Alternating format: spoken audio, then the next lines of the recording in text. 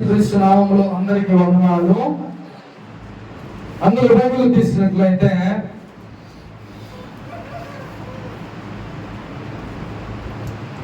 కీర్తన గ్రంథం 40వ అధ్యాయం, కీర్తన గ్రంథం 40వ అధ్యాయం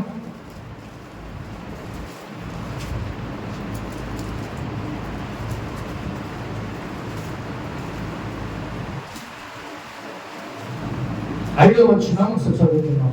యెహోవా నా దేవా, నీవు నా ఎడల జరిగించిన ఆశ్చర్య కార్యములు మా ఎడల నీకున్న తలంపులను బహు విస్తారములు వాటిని వివరించి చెప్పిన అవి లెక్కకు మించినవి, నీకు సాటైన వాడు ఒక్కడు కూడా లేడు. హల్లెలూయా. రోజు దేవుడు మనతో మాట్లాడుతాడు. ప్రియమైన దేవుడు కూడా ఇప్పుడు మనం చదువుకున్న ఈ యొక్క వచనములో కొన్ని విషయాలు దాగా ఉన్నాయి. ఈ విషయాల గురించి ఈ రోజు మనం మాట్లాడుకుందాం. మొట్టమొదటిగా దేవుడు మన ఎడల జరిగించే ఆశ్చర్య కార్యాలు. మొట్టమొదటిగా ఏంటిదంట? ఆశ్చర్య కార్యాలు. రెండవదిగా మన ఎడల నీకున్న తలంపులు. అంటే రెండవది ఏంటంటే తలంపులు. మూడవదిగా ఏంటంటే వాటిని చెప్పదనుకుంటానంటే దేవుడి యొక్క మాటలు మనం వివరించి చెప్పాలని అదొక మాటగా రోజు దేవుడు మాట్లాడుతున్నారు. నాలుగవదిగా నీకు సాటైన వాడు ఒక్కడి కూడా లేడు. హల్లెలూయా.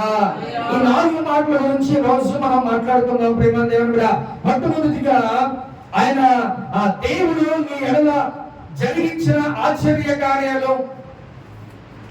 ఆశ్చర్య కార్యాలు అంటే ఏంటంటే తెలుసా? ఇక్కడ ఎవరికైనా ఆశ్చర్య కార్యాలు అంటే ఏంటి?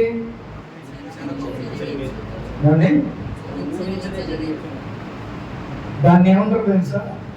అద్భుతం అంటారు. అన్ఎక్స్పెక్టెడ్ గా జరిగిందని కదా అద్భుతం. Then what is the meaning of wondrous? ఆశ్చర్య కార్యాలు అంటే ఏంటి?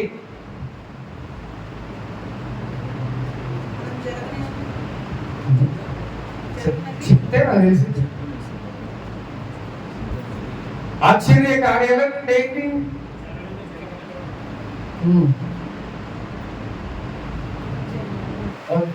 ఆశ్చర్య కార్యాలు అని అంటే ఎర్ర సముద్రం 2 పాయలుగా చేశారు. ఎంత ఆశ్చర్యం వేసిందో తెలుసా?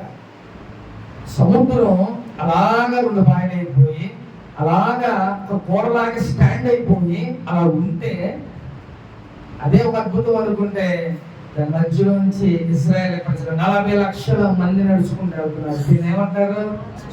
ఆశ్చర్యం. అసలు అలాగా నాకు తెలిసి ఇశ్రాయేల్ ప్రజలు ఇటు నీళ్లు చూసుకుంటా టచ్ చేసుకుంటా ఇల్లు ఉంటారు. ఎంత ఆశ్చర్యం వేస్తుందో వాళ్ళకి కదా. ఇలాంటివి ఆశ్చర్యకరం. అర్థమవుతుందా? మన ఎదుటిగానే ఒక గుడ్డోడు కళ్ళు వచ్చినాయి అనుకోండి,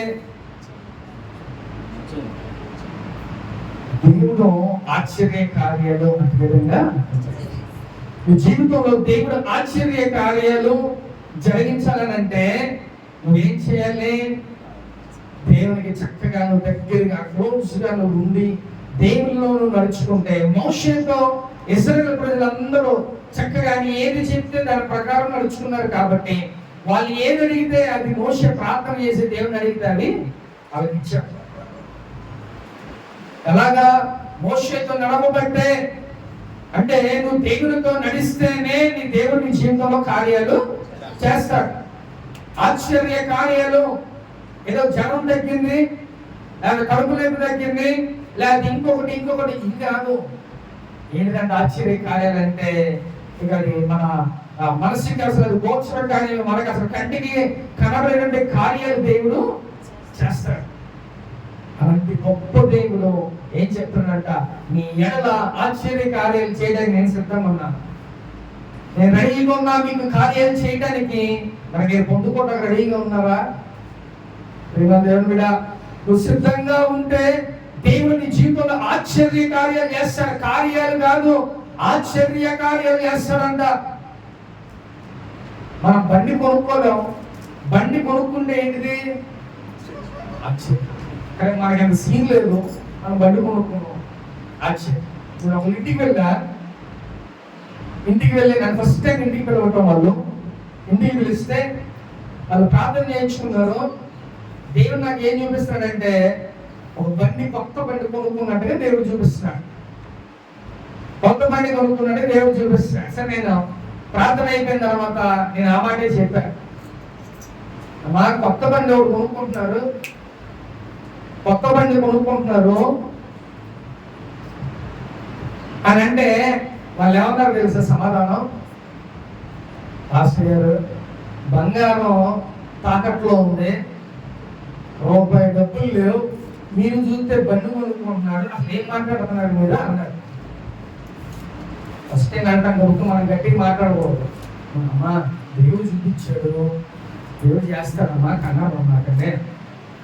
వాళ్ళు మనసులో పాపం ఏమనుకున్నారో అయితే మనకైతే తెలియదు, కానీ మనం చెప్పి వచ్చిన తర్వాత జస్ట్ ఒక 10 days 10 రోజుల్లోనే వాళ్ళు బండి కొనేసుకున్నారు. అంటే ఏమన్నారు, మనకి బంగారం అంతా బ్యాంకులో ఉందండి, మా దగ్గర రూపాయి లేదు, మీరు చూస్తే కొత్త బండి సెకండ్ హ్యాండ్ అంటే ఏదో 10,000 పెట్టి వస్తుంది, కొత్త బండి అంటే లాస్ట్ గా మనం వచ్చిన తర్వాత 10 రోజుల్లోనే వాళ్ళు కొత్త బండి కొనుక్కొని నాకు ఫోన్ చేశారు. దీన్ని ఏమంటారంటే వాళ్ళకే మైండ్. మనం చెప్పిన 10 రోజులకే అది ఇంకా లాంగ్ కొంత సమయం కూడా గడవదా, దేవుడు వెంటనే వాళ్ళ జీవితంలో ఒక ఆశ్చర్య కార్యం చేశాడు. వాళ్ళ నోటితోనే మాస్టర్ గారు మీరు చెప్పారు, అది ఎలాగా మా జీవితంలో వచ్చిందో మాకే అర్థం కావట్లేదు. దాన్ని ఏమంటారు? ఆశ్చర్యకార్యం. కాబట్టి ఈరోజు దేవుడు నీ జీవితంలో కూడా ఆశ్చర్య కార్యం చేయాలని ఈ రోజు ఆశిస్తున్నాడు. చెల్లిద్దామా? ఆశ్చర్య కార్యాలు చేసేవాడు. కాబట్టి ఆశ్చర్య కార్యాలనగా నా దేవుడు నా జీవితంలో నా జ్వరం తగ్గించాడు, నా దేవుడు నా జీవితంలో తలనొప్పిని తగ్గించాడు, కడుపు నొప్పి తగ్గించాడు. ఇది కాదు, ఇది జస్ట్ కార్యాలు. కానీ ఆశ్చర్య కార్యాలు దేవుడు చేస్తాడు. సముద్రం 2 పాయలుగా చేసేసాడు. ఆరిన నేల మీద దేవుడు తన ఇశ్రాయేలు ప్రజలు నడిపించాడు. ఎంత గొప్ప దేవుడు అంటే అలాంటి కార్యాలు దేవుడు చేస్తాడంట. యేసు ప్రభువు వారు ఎరుగో పట్టణం కొండ వెళ్తాడంట. వెళ్తుంటే పక్కన దోమ పక్కన 2 గుడ్డోలు కూర్చున్నారంట అడుక్కుంటా. అక్కడ ఉన్న చిన్నప్పటి నుంచి వాళ్ళు చూస్తున్నారు. ఏమని? వాళ్ళ కళ్ళు లేరు, వాళ్ళు చూడలేరు, వాళ్ళు ఎక్కడికి అడుక్కుంటా ఉంటారు, లేకపోతే వీధి పక్కన ఉంటారు, ఇవన్నీ అంటారు. అంటే ఉన్న ప్రజలందరికీ తెలుసు. ఎప్పుడైతే యేసు ప్రభువు వారు ఆ ఎరుకో పట్టణానికి ఎంటర్ అయ్యారో, ఏమంటే ఆ గుడ్డోళ్ళకి ఎలా తెలిసింది? అక్కడ అనుకున్నారు యేసయ్య గురించి విని ఏమన్నారు తెలుసా? ఇక యేసయ్య మళ్ళీ ఇక్కడికి వస్తాడో లేదో తెలియదు, ఇప్పుడు ఎలాగైనా ఆయన ద్వారా నేను ఒక అద్భుతం పలుకుతాను. కాన్సెప్ట్ ఏంటి అర్థమైనా?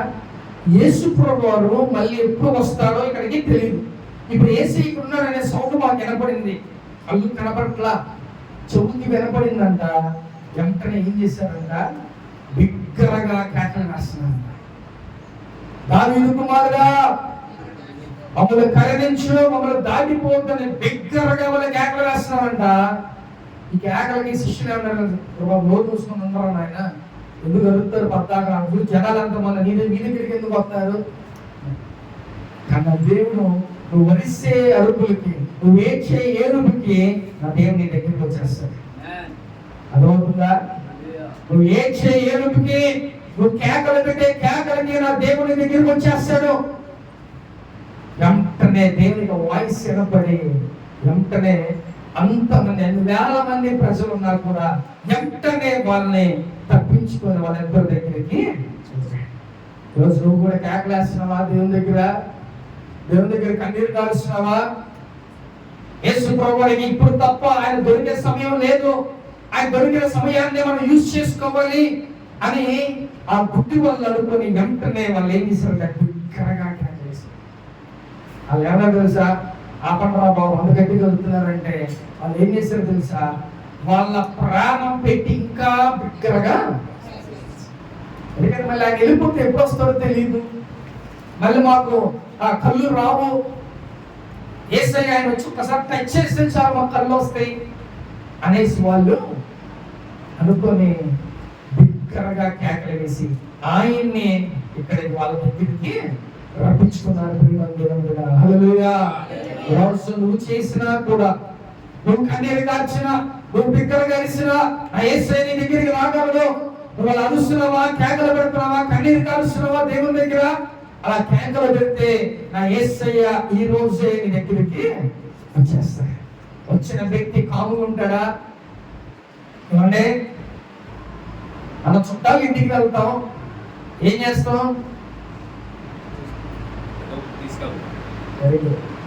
చుట్టాల ఇంటికి ఏం తీసుకెళ్తాం? సీపులో గట్టిగా తీసుకొని వెళ్తాం.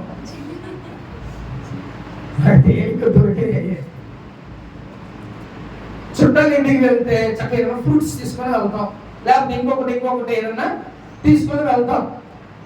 అలాగే యేసయ్య ఒకవేళ మనమే అట్టికాయలు తీసుకెళ్తే యేసయ్య మన దగ్గరికి వస్తే ఏమిస్తాడంటే మనకి, నువ్వు ఏదైతే అడిగావో అది ఇస్తాడు.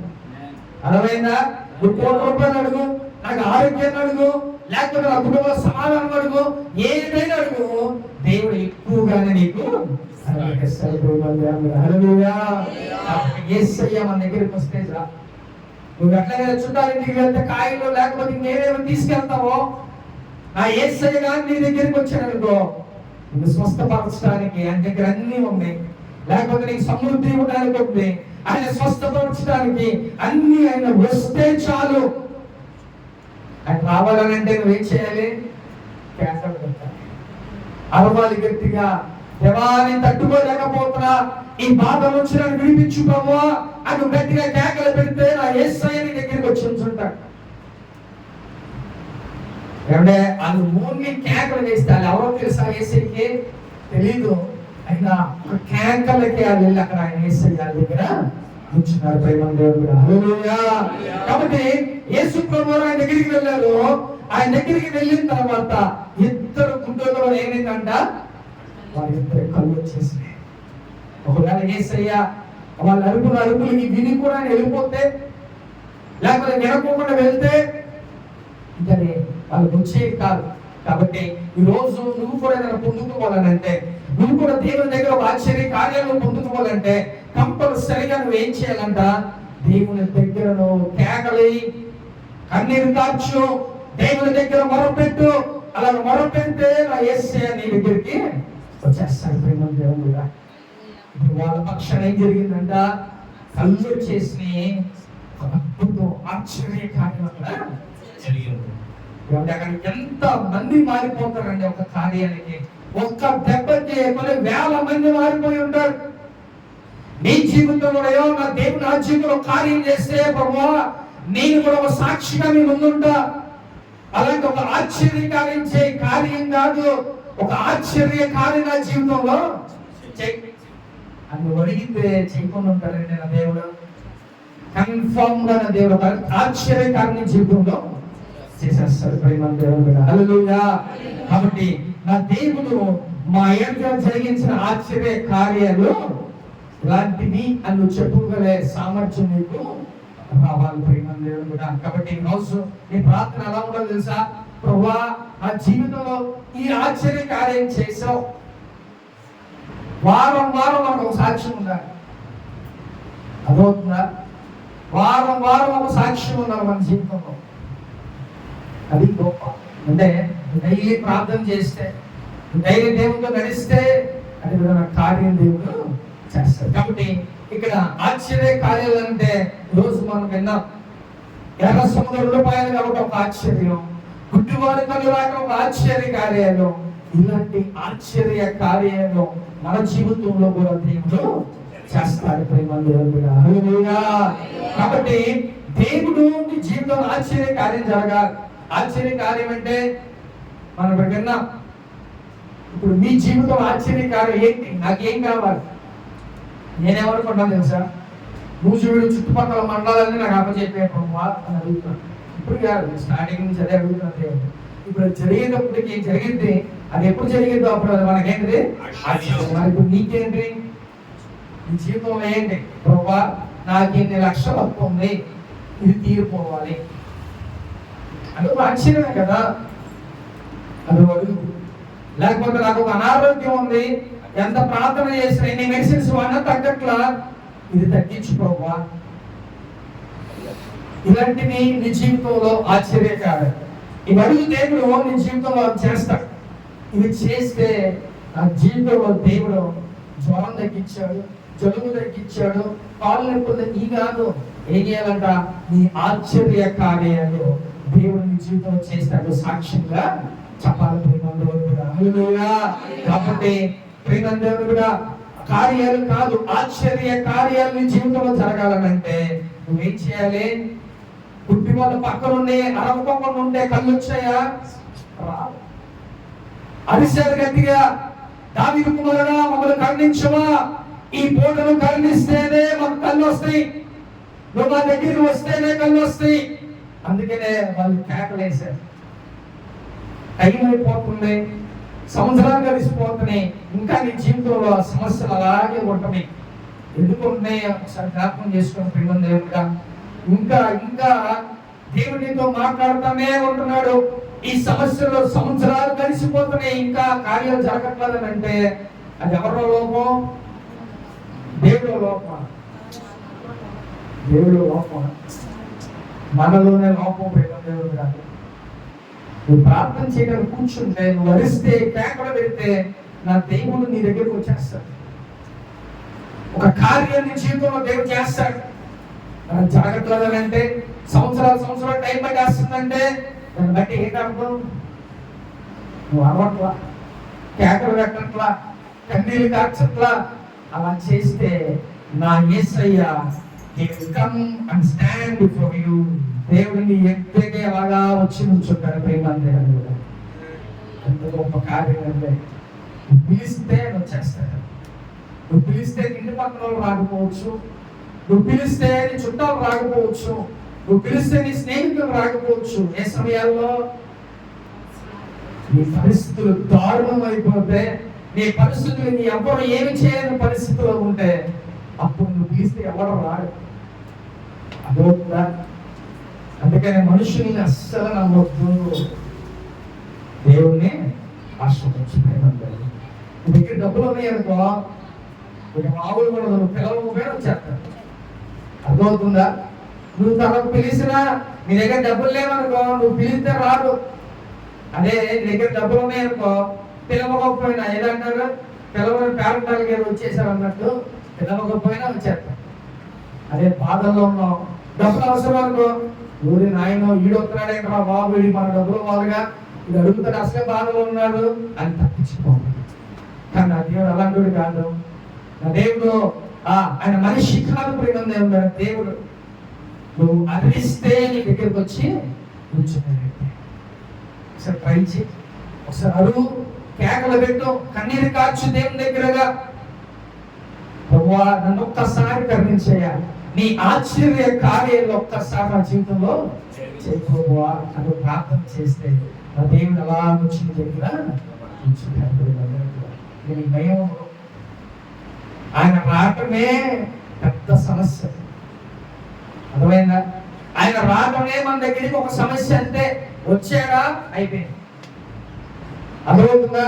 ఆయన వస్తే చాలు, అద్భుతంగా వచ్చేలాగా చూసుకోండి.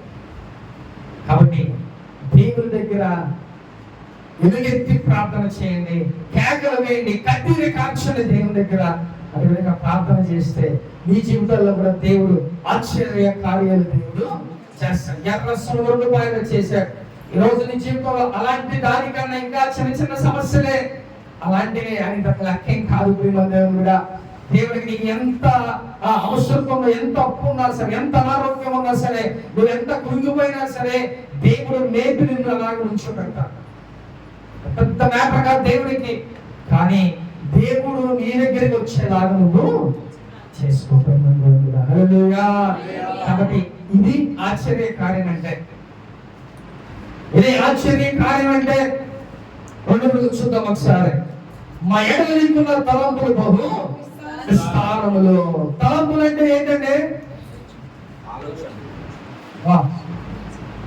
Okay, very good. ఆయనకి మన మీద ఉన్న తలంపులు ఆలోచనలు ఎలాగ ఉన్నాయంటే చాలా హైట్ గా ఉన్నాయంట. కానీ ఇప్పుడున్న పరిస్థితుల్లో మన తలంపులు మన ఆలోచనలు ఎలా ఉన్నాయి తెలుసా? ఎదుటోడికి ఏం చేసేద్దాం, పక్కన నుండి ఏం చేసేద్దాం, లేకపోతే ఆయన ఎదిగిపోతున్నాడు నేనేంటి, ఆయన టీవీ కొనుక్కున్నాడు నేనేంటి, ఇలాంటి ఆలోచనలు కలిగి మనం ఉంటున్నాం. మన ఆలోచనలు ఎలా ఉండాలి?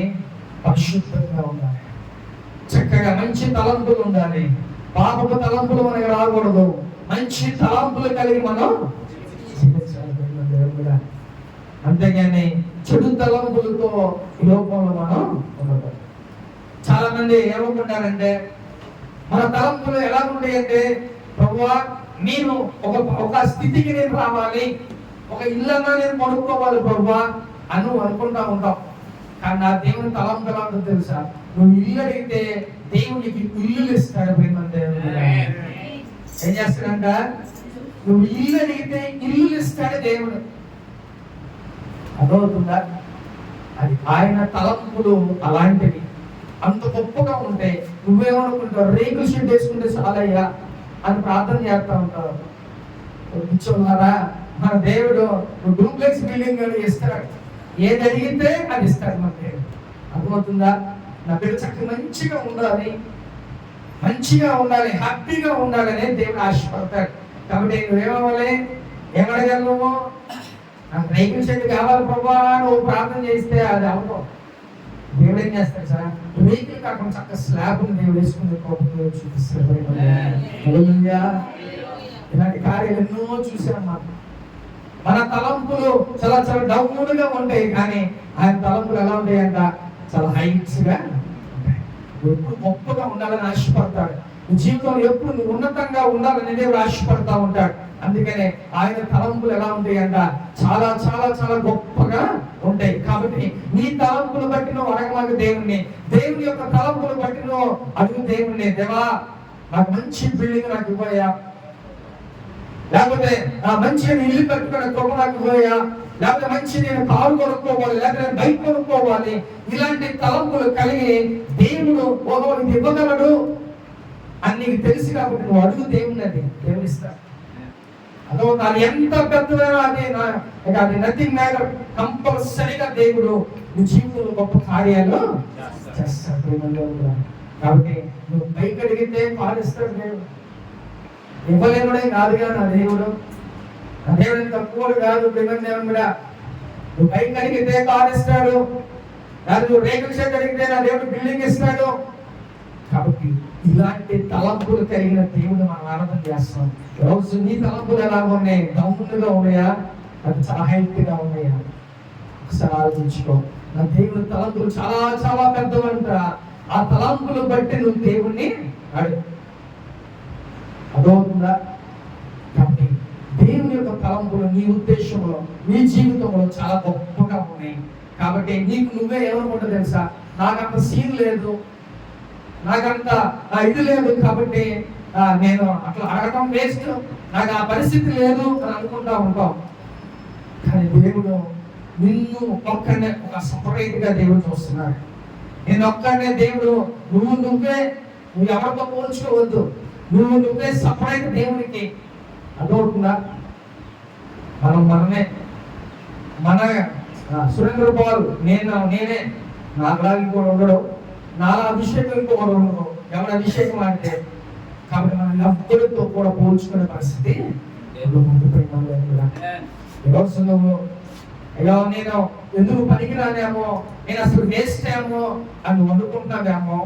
దేవుని మీద నీ జీవితంలో దేవుని తలంపులు చాలా గొప్పగా ఉన్నాయి. కాబట్టి ఏం భయపడమాకు ప్రియమైన దేవునిగా. ఆయన తలంపులు బట్టి నీ జీవితంలో దేవుడు గొప్ప కార్యాలు చేస్తాడు. నా కీర్తన గ్రంథంలో మాట ఏమంటే ప్రధానులతో దేవుడు కూర్చున్నాడు.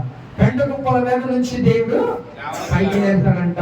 అధికారులు పక్కన మనల్ని ఏమంటే బైబిల్ గ్రంథంలో ఏ మాట చెప్పాడు ఆ మాట ఇది వాస్తవం, అది చేస్తాడు. నువ్వు పొందుకోవటమే ఆలస్యం, నువ్వు పొందుకోవటమే ఆలస్యం. అంటే గొర్రెల కాసుకొని తీసుకొని ప్రార్థన చేయాలా? దేవుడు చేశాడు, దీంట్లో రాశాడు. అర్థమైందా? దేవుడు ఏది చెబితే అది చేస్తాడు. అర్థమైందా? మనుషులు మనం 10,000 ఇస్తామని చెప్పి ఫోన్లు తీయరు. అర్థమైందా? మనుషులు అలా అంటారు. దేవుడు ఏది చెబుతాడో అదే చేస్తాడు. ఈరోజు నీకు ఏది కావాలో, ఏది అవసరమో అది నువ్వు అడుగు దేవుడిని. ఆయన తలంపులు బట్టి అడుగు. ప్రభు ఆ చిన్న గుడిసు చాలయ్యా, అయ్యా అది ఉంటే చాలు. అలా దేవుడు ఏది అడిగితే మీ పరిస్థితులను బట్టి ఇంకా దేవుడు గొప్పగా కాబట్టి మేము విడుపులు వెళ్తాం. అది తల్లిగా నాకు సాక్ష్యం చెప్పింది. 2 రూపాయలు పెట్టుకో, 2 రూపాయలు ఉందంట ఆమె దగ్గర.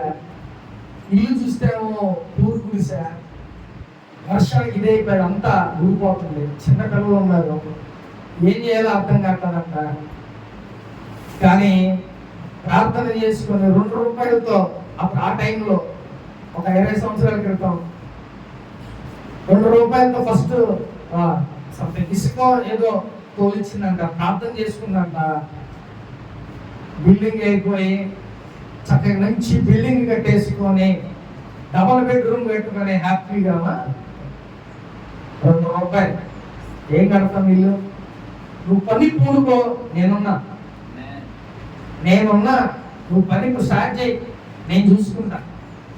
అంత భరోసా ఎవరిస్తాడండి? నువ్వు ప్రార్థన చేయి, ప్రభువా నేను ఇల్లు స్టార్ట్ చేస్తున్నా, లేకపోతే నేను ఆ పని చేస్తున్నా, నేను నీకు చెప్పి మొదలు పెడుతున్నా కాబట్టి ఆ పని అయిపోయేదాకా నాకు తోడుగా ఉండు, నాకు సహాయం పంపించు అని ప్రార్థన చేస్తే దేవుడు ఒకవేళ తక్కువగా అడిగితే దేవుడికి ఎక్కువగా చెప్తాం. కాబట్టి రోజు నా దేవుడు ఆయన చాలా పెద్ద దేవుడు, ఆయన వంటి వాడు అప్పుడు కూడా. కాబట్టి నీ తలంపులు చాలా చిన్నగా ఉంటాయి, కానీ దేవుని యొక్క తలంపులు ఎలా ఉంటాయంట? చాలా గొప్పగా ఉంటాయి. అందుకు దేవుని నా కొత్త బైక్ కావాలి, లేదా నా కారు కావాలి, లేదా నేను బిల్డింగ్ కట్టుకోవాలి, లేదా నేను బిల్డింగ్ కొనుక్కోవాలి, ఏమంటే అందరికి ఇస్తాడండి. మనకెందుకు ఇవ్వడు దేవుడు? అవునా కదా? ప్రార్థన చేయి. ప్రార్థన చేస్తే ఏది కూడా దేవుడికి అసాధ్యం ఏది లేదు. అన్ఎక్స్పెక్టెడ్ రీతిలో ఇప్పుడు మనం చెప్పుకున్నాం కదా, అద్భుత కార్యమని, ఆశ్చర్య కార్యం చదువుకున్నాం కదా. అలాంటి కార్యం ఒకటి దేవుని జీవితంలో చేస్తాడు. అడుగు నీకు ఏదైతే లోటుగా ఉందో అది ఏదైనప్పటికీ, ఒకవేళ ఇల్లు లేదా, లేకపోతే పిల్లలు లేదా, లేకపోతే బైక్ లేదా, లేకపోతే మనం ఇల్లు కట్టుకోవాలా, ఏదైనా సరే దేవుడు ఇస్తాడు. ఏం చేయాలి? కేకలు పెట్టాలి. పోరకనే ఉంటే కుటుంబం దేవుని మీద నువ్వు కేకలు పెట్టాలి, కన్నీరు కార్చాలి. దేవుని సన్నిధిలో నువ్వు పోరాడితేనే దేవుడు నీకు ఇస్తాడు. కాబట్టి దేవుడే తలంపులు ఎలాంటివంట? చాలా పెద్దది దేవుడి తలంపులు. నీ తలంపులు చాలా చిన్నవి, కానీ దేవుడు నిన్ను ఒక ఉన్నత స్థితిలో ఉంచాలని, నీకు లేకపోతే మంచి ఆరోగ్యం ఇవ్వాలని, నువ్వు సంతోషంగా ఉండాలని దేవుడు ఆశపడుతున్నాడు. కానీ నువ్వేమనుకుంటున్నావు? చాలా చిన్నగా ఇది వస్తే చాలు, అది వస్తే చాలు, అది ఉంటే చాలు, ఇవన్నీ మనం అనుకుంటున్నాం. కానీ నా దేవుడు గొప్ప దేవుడు, నేను ఇది కాదు అది అనుకుంటే కంపల్సరీ నాకు చేస్తాడు అనే విశ్వాసం, ఆ తలంపు, ఆలోచనలు నీకు ఉండాలి. ఈరోజు నీ తలంపులు ఎలా ఉన్నాయి? అదేమైనా ఇవ్వలేనోడేం కాదు, ఏదైనా ఇస్తాడు. కాబట్టి నువ్వు ప్రార్థన చేయకనే, నువ్వు చేస్తే పొందుకుంటావు. కాబట్టి ఈరోజు దేవుని ఆలోచన చాలా గొప్పగా ఉన్నాయంట. హల్లెలూయా. చూద్దాం ఒకసారి 3వ కూడా. వాటిని వివరించి చెప్పాలనుకుంటేనే కానీ అవి లెక్కకు మించి ఉన్నవి. ఏమంట? ఈ జీవితంలో ఏ కార్యాలైతే దేవుడు చేశాడో ఆ కార్యాలని దేవుడు ఏం చేస్తున్నాడు తెలుసా? వివరించండి. జస్ట్ మీ టెస్టిమోనీ ఇతరులతో పంచుకోండి. నేను ఉండడానికి ఇల్లు లేదు, కానీ నాకు దేవుడు ఇల్లుని ఇచ్చాడు. ఎంత గొప్ప దేవుడు! ప్రార్థన చేశాను, నేను బాధలు పడ్డా, నేను సమస్యలో ఉన్నాను, కానీ నా దేవుడు నాకు ఇల్లు ఇచ్చాడు. లేకపోతే నేను అనారోగ్యంగా ఉన్నా, దేవుడు నన్ను ముట్టి స్వస్థపరిచాడు. ఈరోజు సజీవంగా దేవుడి సన్నిధిలో నేను ఉన్నానని ఇలాంటి గొప్ప గొప్ప సాక్ష్యాలు నువ్వు పంచుకోవాలంటే, నువ్వు పంచుకోకపోతే దేవుడు చేయడు. ఈ మాట గుర్తుపెట్టుకో ప్రేమ దేవుని కూడా. నువ్వు ఇతరులకి నువ్వు సంఘంలో ఎలాగైతే సాక్ష్యం చెప్తున్నావో, నీ బయట కూడా నీ సాక్ష్యం నువ్వు చెప్పాలి. అలా చెప్పకపోతే దేవుడు కార్యాలు చేయడు. ఈ మాట గుర్తుపెట్టుకోండి. నువ్వు చెబితేనే నేను ఇలా ఉన్న పరిస్థితిలో దేవుడు నన్ను గొప్ప చేశాడు, లేకపోతే నాకు దేవుడు ఇది ఇచ్చాడు, నేను ప్రార్థన చేయగా నా జీవితంలో ఒక అద్భుతం చేశాడు దేవుడు అనే మాటను నువ్వు ఇతరులకి చెప్పకపోతే దానికి అసలు విలువ ఎక్కడ ఉంటుందంటే, జీవితంలో అసలు దేవుడు ఎందుకు చేస్తాడు కార్యం తెలుసా? ఆయన నామ మహిమార్థమై నువ్వు సాక్షి చెబుతూ 10 మంది మారుతారనే దేవుని జీవితంలో కార్యం చేస్తాడు. అర్థమవుతుందా? జాగ్రత్తగా నీ జీవితంలో ఏవేవి కార్యం దేవుడు చేశాడో వాటన్నిటిని బట్టి దేవుడిని చక్కగా ప్రైజ్ చేయాలి. ప్రార్థన ప్రభువా, నేను చనిపోయే వ్యక్తిని దేవుడు నన్ను బతికించాడు, లేకపోతే నాకు ఇది లేదు, నాకు ఇల్లు ఇచ్చావు ప్రభువా అని నువ్వు దేవుడిని ప్రైజ్ చేస్తా, ప్రార్థన చేయి. అలాగే అనేక మందికి, తెలిసిన వారికి తెలియని వారికి నువ్వు సాక్ష్యంగా నువ్వు చెప్పాలి. చెప్తున్నావా? నేను పోయిన జనవరి 1కి చెప్పా. ఏ మాట చెప్పాను గుర్తుందా? ఏమంటే జనవరి 1కి నేను ఒక మాట చెప్పా.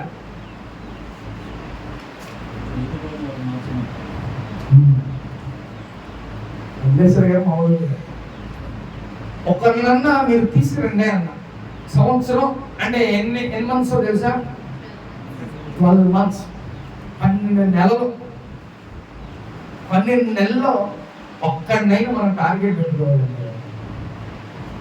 అర్థమవుతుందా? అలా చర్చికి వెళ్ళట్లా, అలాగే ఉన్నాడు. అసలు వెళ్ళట్లేదు కాదు, లేకపోతే వ్యసనాల్లో ఉన్నాడేమో, లేకపోతే ఇంకొకటి, లేకపోతే అన్నిలో వచ్చు. ఎవరైనా ఎలాగెళ్ళాలి తెలుసా? చక్కగా నీ జీవితంలో జరిగిన కార్యాలు మెల్లిమెల్లిగా వాళ్ళు చెప్తా ఉంటే వాడినే టార్గెట్ చేయాలి. మనకేమి షూట్ చేసే వరకంట అక్కడ ఏదైతే టార్గెట్ ఉందో అదే కనబడుద్ది, కానీ ఏమి కూడా కనబడదు. అలాగే నీ టార్గెట్ ఎవరంటే ఎవరు రావట్లేదు వాళ్ళ దగ్గరే దేవుని పరీక్షించి దేవుని పని చేయి. అర్థమవుతుందా? నువ్వు నా యేసయ్యను పరిచయం చేసినట్టు ఉంటుంది. అర్థమవుతుందా? నువ్వు గొప్ప దేవుణ్ణి పరిచయం చేస్తున్నాడు. ఒక వ్యక్తి నరకంలో నుంచి పరలోకానికి చేర్చిన వ్యక్తులు అవుతావు. అర్థమవుతుందా? ఒక వ్యక్తి నరకానికి వెళ్ళిపోతాడు, నువ్వు చెప్పకపోతే ఆ వ్యక్తి నరకానికి వెళ్ళకపోకుండా రక్షించే ఉంది ఎవడయా అంటే నేనే అని గ్రేట్ నువ్వు చెప్పవచ్చు. అటు విధంగా దేవుడి కోసం మనం పనిచేయాలి. నాకు ఎందుకంటే నేను ఆదివారం వస్తున్నా సార్ అనుకుంటే కుదరదు. దేవుని పని మీరు చెయ్యాలి. గొర్రెలు కంటే కాపరి కంటాడా? అంటే మీ డ్యూటీ ఏంటో మీరు చెయ్యాలి. ఆదివారం వచ్చామా వెళ్ళిపోయామా ఇది కాదండి. దేవుని కోసం కృష్ణ కలిగి ఉండాలి, దేవుని కోసం కసి కలిగి ఉండాలి, దేవుని కోసం ఎవరైనా ఒక ఆత్మను రక్షించాలి, లేకపోతే దేవుని పని చేయాలి. ఇవన్నీ ఎవరో చెబితే రావు. మీకు అరే దేవుడు నన్ను ఇంతగా ఆశీర్వదించాడే, ఇంతగా నా దేవుడు నా జీవితంలో కార్యం చేశాడే, కాబట్టి దేవుని కోసం నేను ఏదైనా చెయ్యాలి అనే తలంపు, ఆశ, ఆ దేవుని కోసం కసి నీలో ఉంటే ఎవరు చెప్పవసరా, నువ్వే అని చేస్తావు. కాబట్టి నువ్వు చక్కగా దేవుని సన్నిధిని, దేవుణ్ణి నువ్వు పరిచయం చేయి. నీకే ఆ యొక్క క్రెడిట్, ఆ ఘనత నీకే. అర్థమవుతుందా? కాబట్టి మనం ఇతరులకి ఎలాగంట దేవుని యొక్క కార్యాలు వివరించి చెప్పాలంట. అలా చెప్తున్నావా ప్రేమ దేవుని కూడా? మీరు ఒకవేళ అలా చెప్పకపోతే దేవుని రాజ్యం మనం అందరం కలిసి కట్టాలి. అర్థమైందా? మన దేవుని రాజ్యాన్ని మనం కట్టాలి. నువ్వు అలా చెబితేనే దేవుని దగ్గరికి అనేక ఆత్మలను తీసుకొచ్చిన వాళ్ళతో ఒక నరకానికి వెళ్ళకోకుండా ఉంటాడు ప్రేమ దేవుని మీద. అందుకనే నువ్వేం చేయాలంట, దేవుడు నీ బ్రతుకులో చేసిన కార్యాలను నువ్వు వివరించి చెప్పాలంట. అలా వివరించి ఈ రోజు నుంచి ఒకవేళ అలా లేకపోతే ప్రేమ దేవుని మీద, దేవుని కోసం ఆయన చేసిన కార్యాలు, నా బ్రతుకు దేవుడు మార్చాడు, నేను రక్షణ పొందుకున్నా, దేవుని నమ్ముకొని చక్కగా దేవుని సన్నిధిలో నేను ఉంటున్నా, అనేకమైన కార్యాలు, దేవుడు నాకు పరలోక రాజ్యాన్ని ఇచ్చాడని చక్కగా ఇతరులకి నువ్వు చెప్పాలి. అలా చెప్పాలి, అలా చెప్పాలి. అలా చెబితేనే దేవునికి గొప్పగా ఘనత. కాబట్టి ఈ రోజు నుంచి దేవుని దగ్గరికి నువ్వు అనేక మంది తీసుకొచ్చేవారు లాగా ఉండాలి.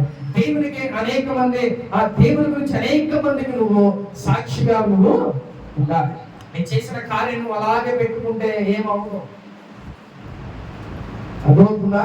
నీకు చేసిన కార్యం సాక్ష్యం నువ్వు అలా దాచిపెట్టుకుంటే ఆ దేవుడు నెక్స్ట్ నీ కార్యం చేయడం. నువ్వు అదే నీ సాక్ష్యాన్ని అనేక మందికి చెప్పు. దేవుడు చక్కగా ముచ్చటపడి మంచిగా నీ జీవితంలో కార్యం ఉన్న కార్యం దేవుడు చేస్తానే ఉంటాడు. హల్లెలూయా.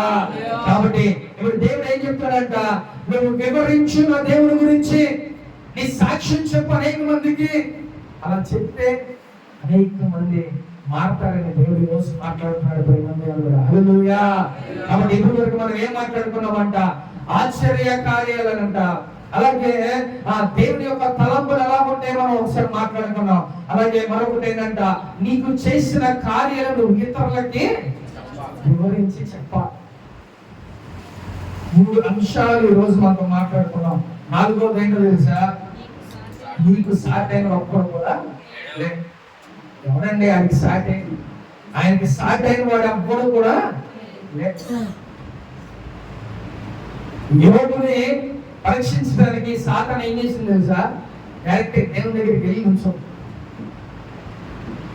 సాతాను ఏమన్నా తెలుసా, యోగ సంగతి ఏంటి అంటుంది. ఎందుకని అంత డబ్బు ఉంది, మంచి పేరు పొలుగు కూడా అన్నీ ఉన్నాయి. అయినా ఆయన ఏం చేస్తాడు తెలుసా, ఉదయాన్నే లేచి ప్రార్థన చేస్తాడు. అది దానికి మాట.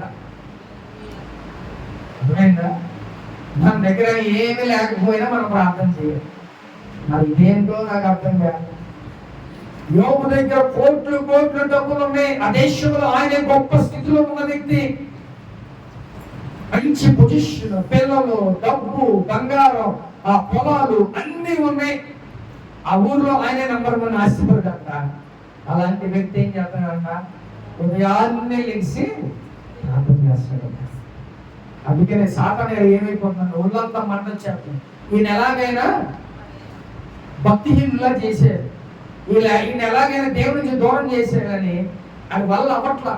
ఎందుకో తెలుసా, ఒక కంచె అనేది ఉందంట. కంచె ఉంటే ఏమైనా చేస్తారండి? ఎవరి వల్ల? అందులో దేవుని కంచె టచ్ చేయడానికి కూడా అవ్వదు. ఒకసారి నేను ఊరు వెళ్తే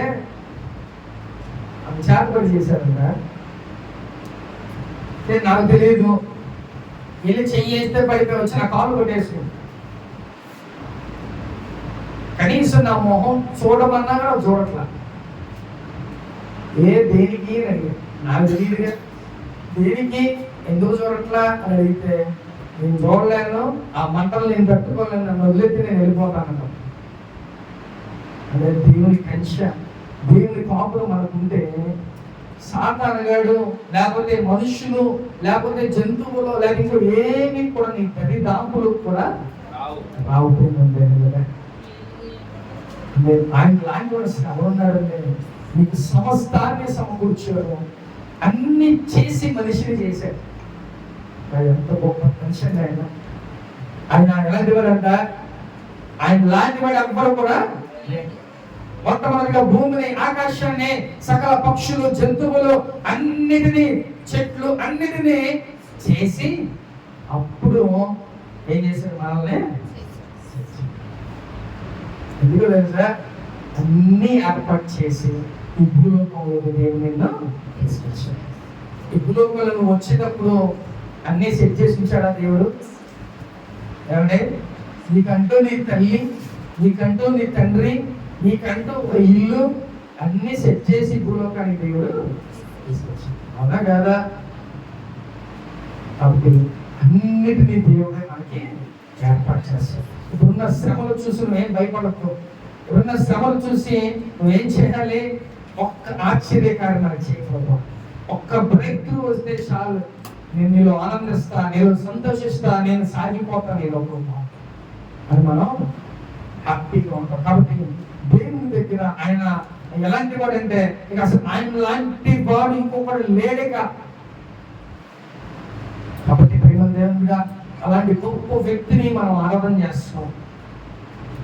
అందుకనే దేవుడు ఏం చెప్తున్నాడంటే నువ్వు ఆయన ఆశ్రయించు, నా దగ్గరికి రా, ఏ భారం నా భారం నా మీద నేను చూసుకుంటాను, నువ్వు కంగారు పడమాకు, ఏ సమస్య చూసుకోడు కంగారు పడమాకు, బాధపడమాకు, నన్ను చూడు, గొప్ప కార్యాలు చేస్తా. కాబట్టి ప్రేమ దేవుడిగా సరే చదువుదామా?